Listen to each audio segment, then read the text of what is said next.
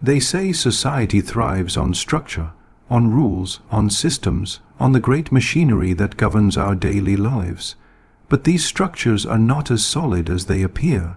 In truth, they're held together by shared illusions, the belief in stability, the worship of authority, the quiet agreement to not look too deeply into the absurdity of it all.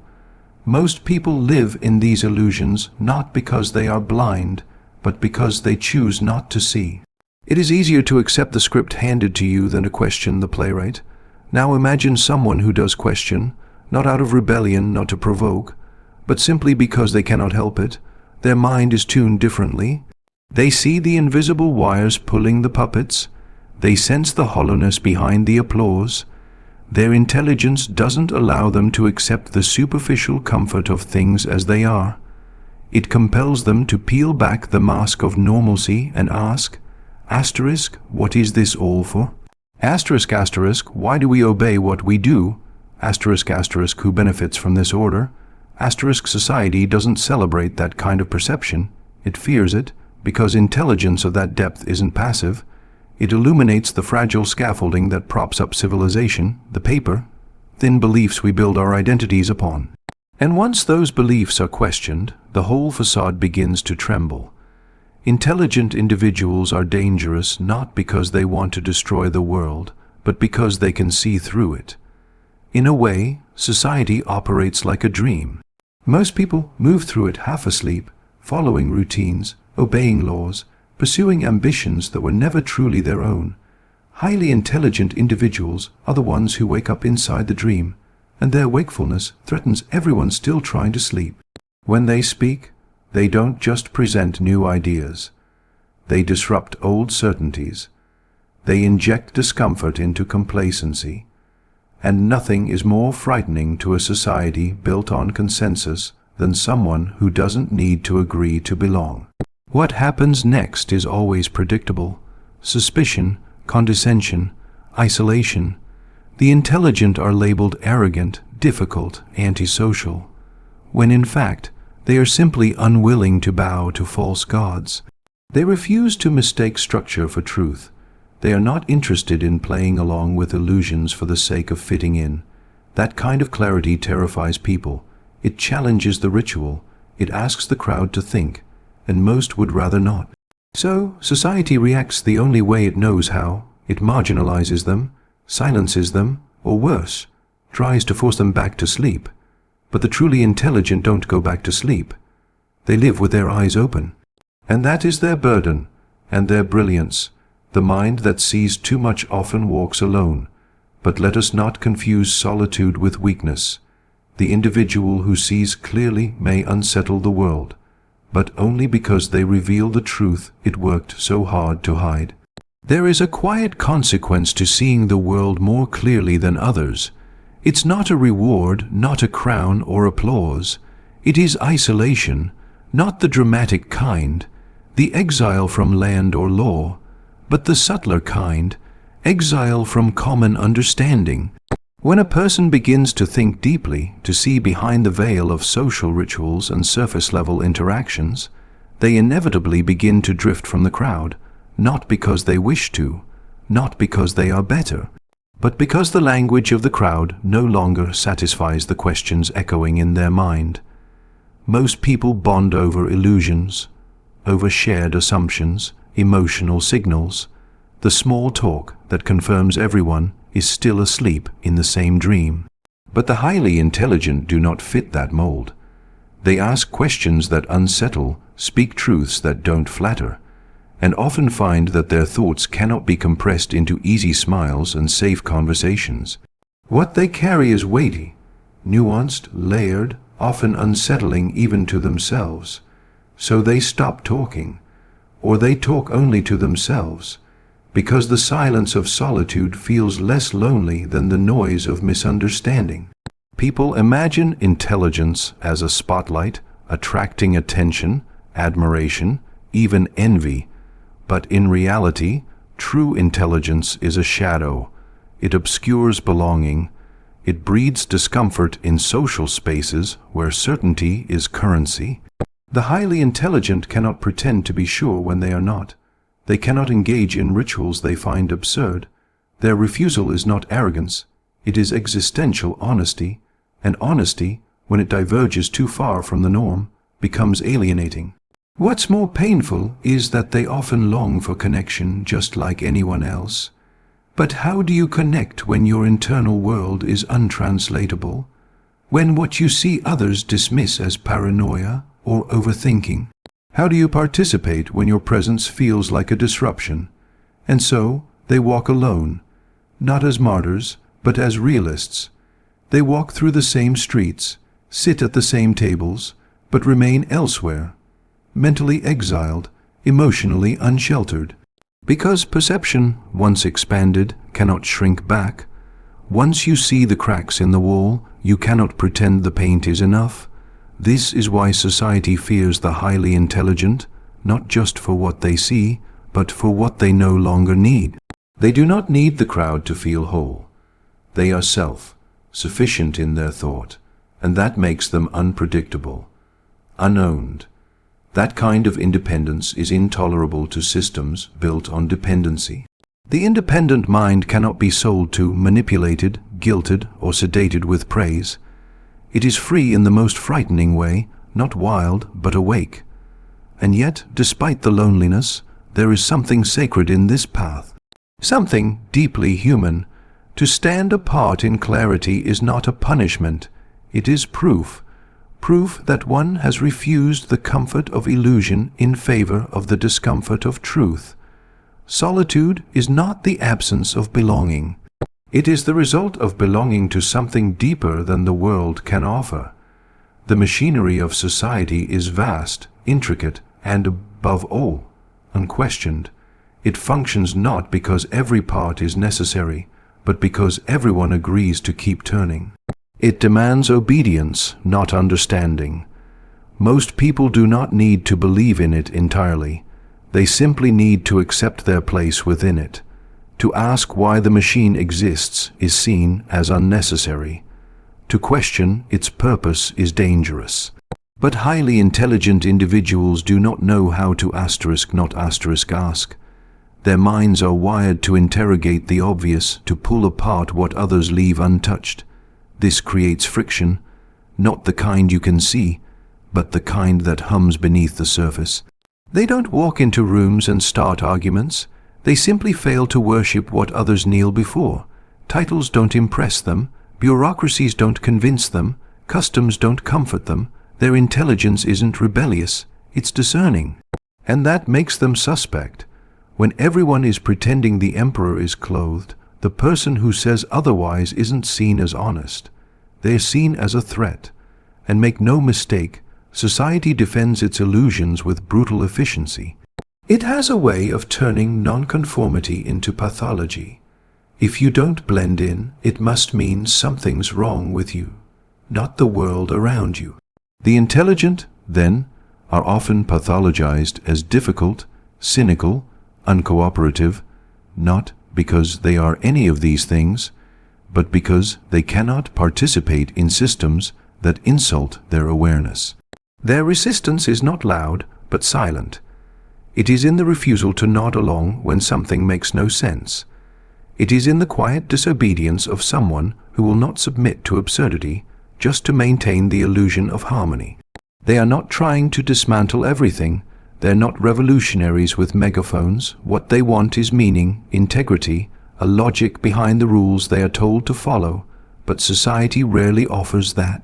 It demands participation, not persuasion, and when you decline to participate without proper reverence, it doesn't matter how polite or reasonable you are.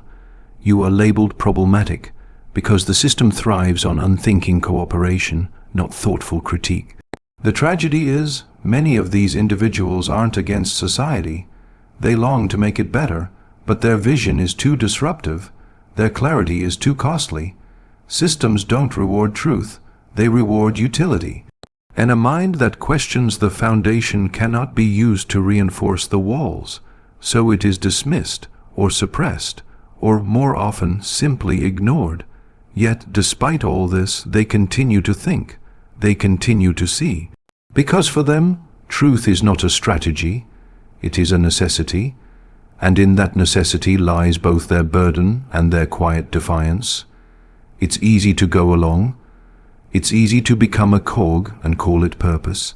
But the person who sees the machinery for what it is, who understands that not all movement is progress, that not all structure is justice, they are not the enemy, they are the beginning of change. To refuse the machinery is not to destroy the world. It is to ask what kind of world is worth building. There's a peculiar cruelty to being deeply intelligent. You often speak a language no one wants to hear, not because it's foreign or too complex, but because it cuts too close to something most people have tried to bury.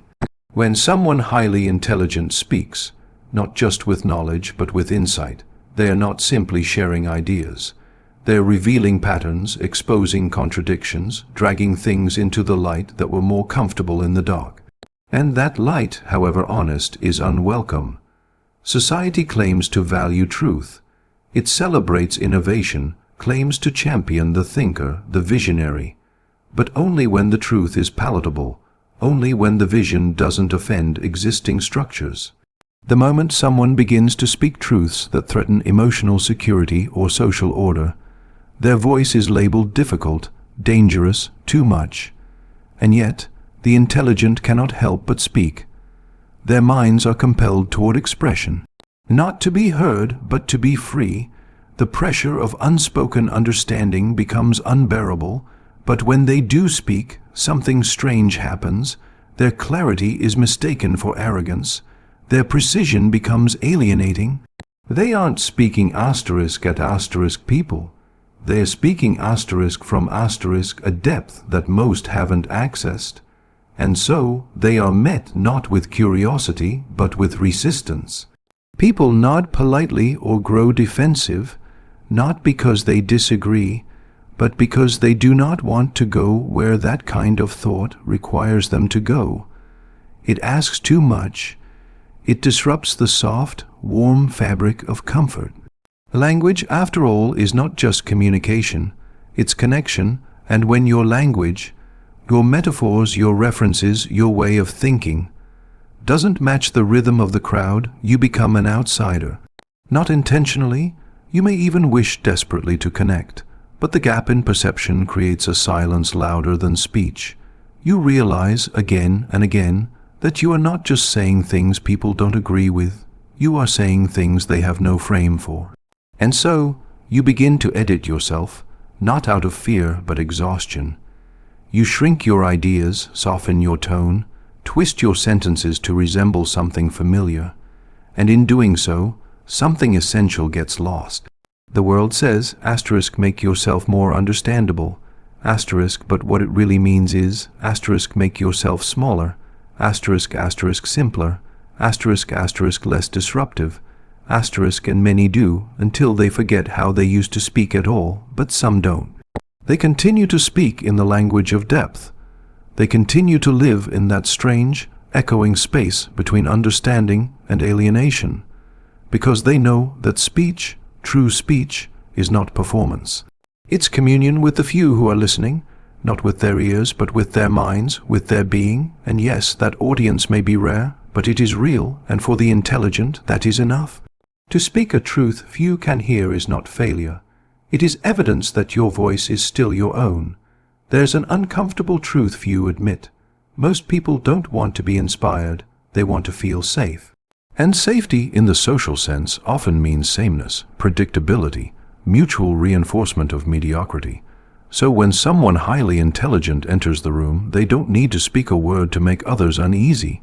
Their very presence becomes a kind of silent confrontation, not because they're trying to compete, but because they remind everyone else of what they gave up, settled for, or stopped believing was possible. It's not envy in the obvious sense. It's something more insidious, more defensive. Intelligence holds up a mirror, and that mirror reflects more than knowledge. It reflects potential, missed chances, the dull ache of compromise. The intelligent person becomes a walking question. Asterisk, why didn't you reach further? Why did you stop thinking? What could you have been if you hadn't chosen comfort over clarity? Asterisk, most people don't want to face those questions. So they turn the discomfort outward. They make the intelligent feel like the problem. They'll say you're too intense, too serious, that you think too much, but what they really mean is, asterisk, you make me feel something I don't want to feel. Asterisk, you make the air heavier. You complicate what was comfortably simple, and so they retreat into roles, into rehearsed laughter, into conversations that never threaten their sense of adequacy. Meanwhile, the intelligent are left wondering, asterisk, am I wrong for seeing more? For asking questions no one else is asking. Asterisk, this is why so many brilliant individuals struggle not just with isolation, but with guilt. They internalize the rejection, believing that their discomforting effect is some flaw in their character, when in fact it is simply the byproduct of perception. They do not fit neatly into the social puzzle, not because they are misshapen, but because the puzzle was never meant to hold that much depth. Society protects mediocrity because mediocrity is manageable. It does not question authority. It does not disrupt patterns. It does not ask asterisk why asterisk. It asks asterisk how, asterisk, and even then, only when necessary. Highly intelligent individuals, by contrast, demand a different kind of existence. One rooted in authenticity, not performance, in thought, not repetition. They are not content with appearing successful. They need things to make asterisk sense asterisk, and that need is threatening in a world that thrives on pretense. This is why they are misunderstood, misrepresented, resisted, because while most people spend their lives avoiding mirrors, the intelligent asterisk are asterisk the mirror, not by choice, but by nature. And no one likes to see themselves too clearly for too long. But here's what must be remembered. If you are that mirror, let yourself remain polished. Let yourself reflect. You do not exist to flatter the room. You exist to remind it of what's possible. A mind that unsettles is not broken. It is awake. Progress is one of society's favorite myths. It's printed on billboards, whispered in marketing campaigns, embedded in speeches and school books. Asterisk, we're moving forward. Things are getting better. Humanity is evolving. Asterisk, but the unsettling truth is that most of what we call progress is just repetition dressed in new language. Faster machines, louder voices, shinier distractions. The structure remains. The values remain, and the intelligent, those who truly see, recognize this for what it is. A loop, not a ladder. This is why they unsettle the status quo, not because they shout in protest, but because they refuse to mistake motion for meaning. They do not clap for surface-level innovation. They are not impressed by technological noise that masks moral stagnation. They ask the kind of questions that make society nervous. Asterisk, who benefits from this version of progress? What have we lost in our hunger to gain? Why do we celebrate growth that depletes us? Asterisk, these questions cannot be answered with slogans. They cannot be answered at all if we are committed only to the illusion of forward motion. Most people don't want to confront the possibility that we've built something elaborate but empty. So when someone intelligent dares to slow down, to examine the machine while the rest of the world insists on sprinting blindly forward, they are accused of cynicism. Or worse, of standing in the way. But the truth is, the intelligent do not obstruct progress. They challenge its definition. They ask what kind of future we're running toward, whether it's worth reaching, whether we're even awake enough to choose it, or just swept up in the momentum of systems too big to question. These aren't easy questions. They cut against the grain. They require a kind of intellectual courage most people have been taught to avoid. Because once you ask them, you can no longer live on autopilot. And that's what makes the intelligent feel dangerous, not to the world as it could be, but to the world as it is. They do not just reject comfort, they interrogate it. They do not just doubt authority, they dissect it. Their minds are built for depth, not distraction. They are not impressed by popularity or trends or the hollow currency of fitting in. They want substance. And that substance, when named out loud, often makes the noise of society sound like static. To see clearly is to live in tension, because clarity does not always come with solutions. It comes with responsibility. Once you see the cracks, you cannot pretend the wall is smooth. Once you see the rot in the foundation, you cannot celebrate the decorations. The intelligent do not hate the world. They simply cannot lie to themselves about what it has become. And maybe that's what society fears most. Not that they will destroy its myths, but that they might compel others to stop believing them.